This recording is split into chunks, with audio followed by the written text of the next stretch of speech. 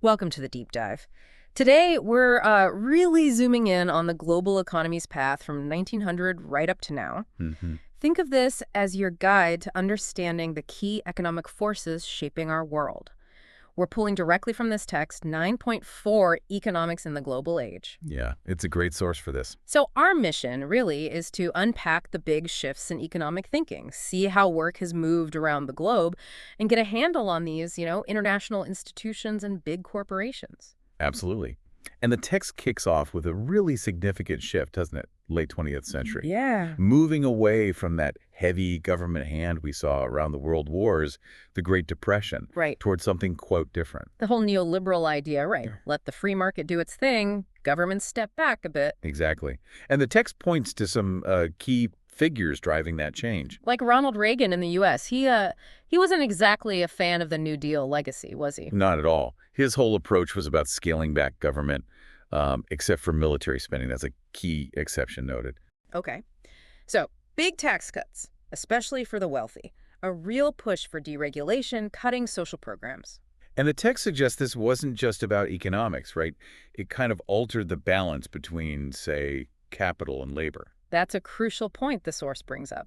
And it mentions, the widening gap between rich and poor, weaker labor unions during that time. It's still debated, of course. Which brings us across the pond to Margaret Thatcher in Britain. Seems like a very similar tune. Very much so. Deregulation, again, cutting income taxes and famously privatizing a lot of those state-owned companies. And the results. Kind of a mixed bag, according to the text. Yeah, pretty complex. Inflation did come down, there was growth, but like in the US, unions lost power and income inequality went up. It really makes you think about the trade-offs, doesn't it, when you push free market reforms that hard, that fast. It really does. Yeah. Okay, then the text takes this interesting detour to China under Deng Xiaoping. He keeps the Communist Party in charge, politically, but then economically. Yeah, he loosens the reins quite a bit. Things like allowing land leasing, some private businesses to start up, But that had ripple effects, big time. The text suggests that this taste of economic freedom sort of fueled a desire for other freedoms, like free speech. which built up to the Tiananmen Square protests. Exactly. A really stark example of how economics and politics can be, well, tangled up in ways you might not expect. Definitely. Then there's Chile under Pinochet, a much darker political context, obviously. Extremely controversial, yes. An authoritarian regime. But economically, with help from these Chicago boys, Economists pushing those free market ideas really hard. right, deregulation, privatization, austerity, they tackled Chile's hyperinflation, privatized industries. But the text notes, it was brutal, very unpopular at the time. It does, but it also suggests that those policies, despite the immense social cost and lack of freedom, did lay some groundwork for Chile's more balanced economy later on. It's a difficult case study. So we have this clear trend, late 20th century, towards free markets playing out differently everywhere. Now let's shift gears. Where does the work actually happen? Good transition. Because for a long time, industrialized countries had their factories, their workers, mostly at home. Mm-hmm. But that really starts to change, the text says. Around the 1970s onwards, costs go up in richer countries. So companies start looking elsewhere. Exactly. And these free market shifts we just talked about kind of pave the way for that too. It becomes easier, more acceptable to move production. And wealthier countries started focusing on something else, these knowledge economies. Precisely. Less about making physical stuff, more about ideas, information, services, intellectual capital. The source gives Finland as an example, going from farming to, wow, cell phones and software. It's an amazing story, isn't it? Oh. Really strategic investment in tech and education. Shows how a country can kind of reinvent its economy. Then Japan, also big on education, but with a different strategy, more mercantilist. Yeah, the text highlights that, really pushing exports, using tariffs to limit imports. And initially that meant lower wages for their own workers, even as the country boomed. That's right. The focus was so much on selling abroad that, for a while, domestic buying power didn't keep pace. Eventually, unions pushed for better wages, and Japan, diversified into finance, IT, banking, more knowledge sectors. Okay. And the U.S. post-World War II, a huge shift towards tech, innovation, services. Definitely.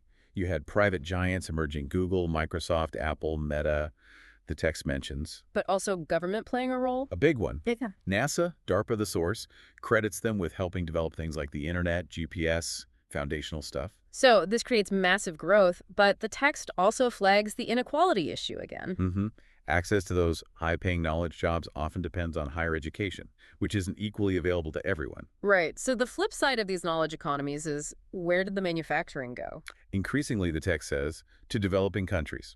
Asia, Latin America, it names places like Vietnam, Bangladesh, Mexico, Honduras. And the main driver there was lower labor costs. Overwhelmingly, yes. Plus, advancements in communication and transport made it feasible. You could manage a factory halfway around the world much more easily than before. Creating jobs there, of course, but also sparking debates about wages and conditions compared to back home. Exactly. That's an ongoing tension in the global economy. Okay, so policy shifted, work locations shifted. What about the bigger structures, these global and regional economic institutions? Right. The text sees them as both a result of globalization and a force driving it further.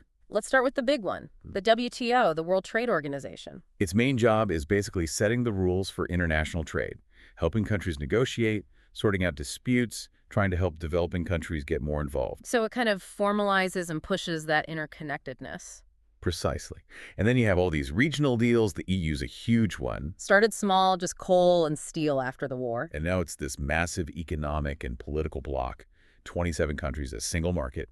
Huge influence. Then NAFTA, US, Canada, Mexico.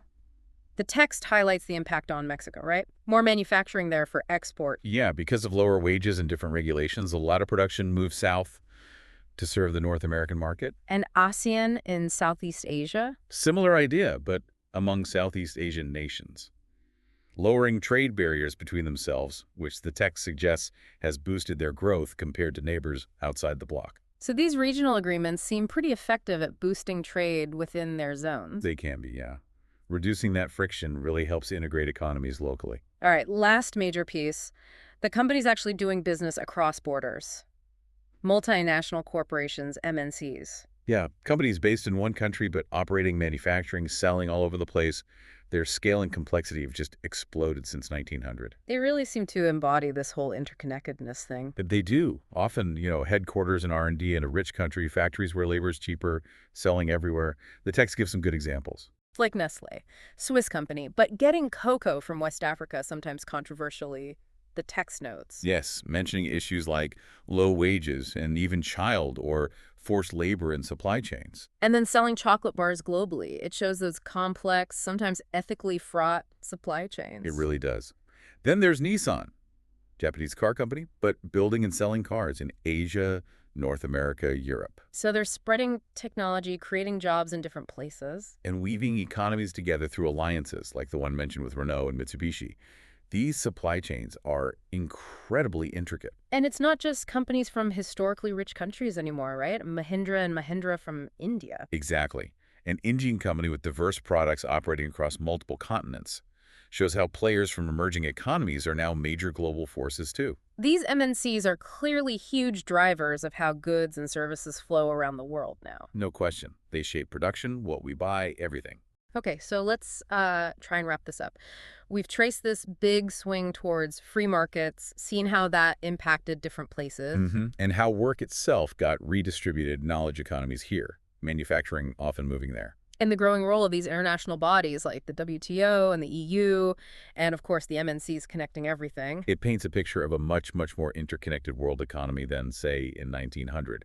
Some old patterns persist, but lots of new dynamics too. Totally. And this deep interconnectedness, well, it brings opportunities, but also real challenges, doesn't it? Absolutely. Efficiency, growth on one side, but also vulnerability, inequality, tensions on the other. So here's something for you, the listener, to chew on. Thinking about this whole web, the policies, the institutions, the way work and money flows, what do you think are the biggest opportunities and maybe the biggest risks facing the global economy right now, based on these trends we've discussed? Yeah, how do we balance that drive for growth with fairness, with national interests in a world that's this tangled together? Lots to think about. Thanks for diving deep with us today.